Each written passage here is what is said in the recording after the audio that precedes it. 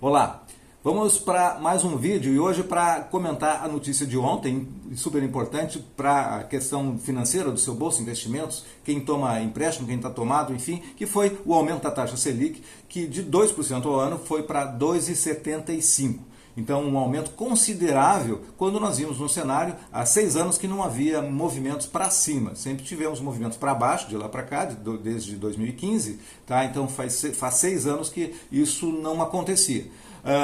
Então, agora, com essa notícia de ontem, nós temos então um aumento. E qual o motivo que o Banco Central teve para fazer isso? A gente vai comentar aqui como é que isso reflete em investimentos, no mercado, em termos de tendências e o que é importante para você saber.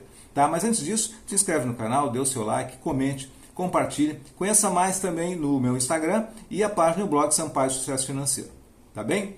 Muito bem. Então, 2,75. O que é a taxa Selic? Bom, muitas coisas são básicas, nós já estamos trabalhando sempre nessa ideia de quando tem movimento na taxa Selic, nós estamos acostumados com a ideia de caiu a taxa Selic, agora nós tivemos uma situação contrária, né? Então, porque a economia muda e as condições então precisam ser trabalhadas. O Banco Central usa esse recurso para, na verdade, fazer controle sobre a inflação. Então está aí uma razão de ser deste aumento. Ou seja, a inflação deu sinais que ela estava saindo do controle, então o governo vai lá e cria então essa condição de aumentar, definir a taxa meta, que é a Selic, como um fator regulador.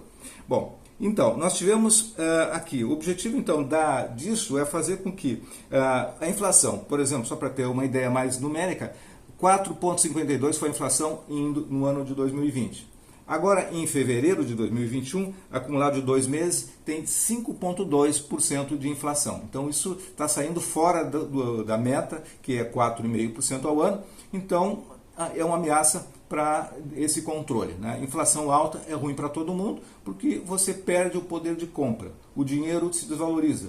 Então, o que você compra hoje com R$100 vai precisar então de mais dinheiro para comprar a mesma coisa no mês que vem. Então, esse cenário não é o sinal positivo para a economia. Então, preventivamente, isso é importante. Mas vamos ver os outros efeitos. Além disso, bom, só para ter então, um conceito básico disso.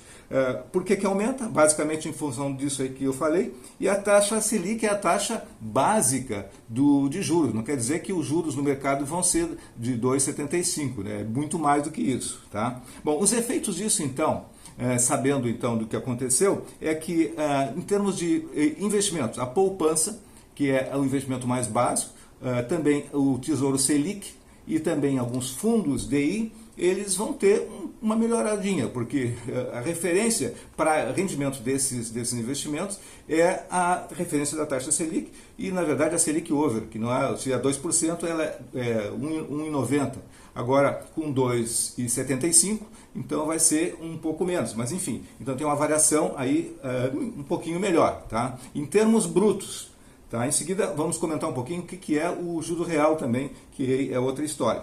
Bom, os juros mais elevados, então, com esses juros elevados, tem um fator positivo, que é a possibilidade de dar sinais para o mercado internacional de que nós teríamos mais atratividade para a entrada de recursos na economia, tá? Como oportunidades para investidores, já que as economias mais estáveis, por exemplo, os juros nos Estados Unidos é 0,25%.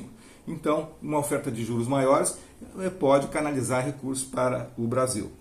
Bom, esses são dois aspectos. Bom, negativos, nós temos então a situação, pontos negativos seriam os juros então poderem fazer com que crie inibições a novos projetos, porque ficam mais caros. E também não se sabe, por exemplo, para onde que isso vai, porque a tendência é que tenha mais aumento na próxima reunião do Copom em maio, né? E, então é ruim também, por outro lado, para empresas que já estejam num processo de alavancagem, ou seja, elas buscam recursos para poder fazer com que seu negócio deslanche e ande mais, e no momento que haja um aumento da taxa, imediatamente isso é impactado nos seus resultados, ou seja, elas vão ter mais despesas financeiras e os seus resultados vão ser impactados. Então, tem esses reflexos negativos a nível de pessoa, em pessoa individual, CPF, e também na pessoa jurídica. Tá? Bom, o objetivo é fazer com que tenha então uma redução de consumo, tá? E em consequência uma queda de preço e esmorecendo então um crescimento ou esfriando o crescimento da inflação. Bom, a questão de investimentos em termos de ganhos reais. Hoje, com 2% de rendimento no Tesouro Selic, tá, ou o Tesouro Selic ou outro investimento que usa a referência do CDI ou a Selic, você tem, descontando a inflação, uma perda, ou seja não tem ganhos. Tá? E com 2,75 continua não tendo, mas diminui a sua perda. Também porque deixar guardado no colchão, você tem toda a inflação e não tem ganho nenhum. Então, para reserva de emergência, por exemplo, não tem muitas alternativas no curtíssimo prazo com liquidez. Então, juros reais é uma coisa para a gente considerar. Acho que os juros ainda eles podem aumentar mais, ou seja, inflação maior que juros é um complicador. Eu acho que vai ter que ter um equilíbrio e nos próximos meses isso deve se apresentar. Bom, para os pequenos investidores, então muda alguma coisa. Não muito, mas muda alguma coisa. Tá? E então nós precisamos considerar outra coisa importante aí, é não só o aspecto do desconto da inflação. Quer dizer, para quem investe, quando você vê, por exemplo, a rentabilidade bruta, tem que descontar a taxa de administração, só relembrando, imposto de renda e mais a inflação, para ter, então, os juros reais. Bom, basicamente esses são os componentes que estão envolvidos, tá, de forma rápida num processo de alteração da taxa de juros, no caso, a taxa Selic, que é a nossa referência. Tá? Dá para se falar muito mais, dá para se estender muito mais, fazer uma correlação com outros países do mundo, a nossa referência em termos de moeda, ganhos e perdas, mas isso vamos deixar para fazer complementos num outro vídeo. Tá bom? Então, concluindo isso, a ideia é que a renda fixa como referência, ela hoje, só para lembrar, ainda perde para inflação. Então isso é uma coisa que diminui um pouco agora com esse aumento e deve haver então novos aumentos da taxa de juros nos próximos meses, é o que eu penso.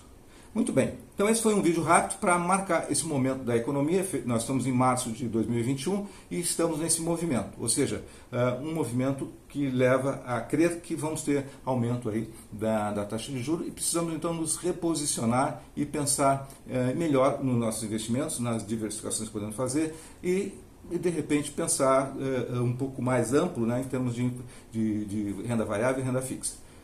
Por enquanto, nada de muito alarde, tá? É só um pequeno movimento. Vamos aguardar os próximos meses, tá bom? Então era isso, ficamos por aqui. Até o próximo vídeo. Sucesso e prosperidade!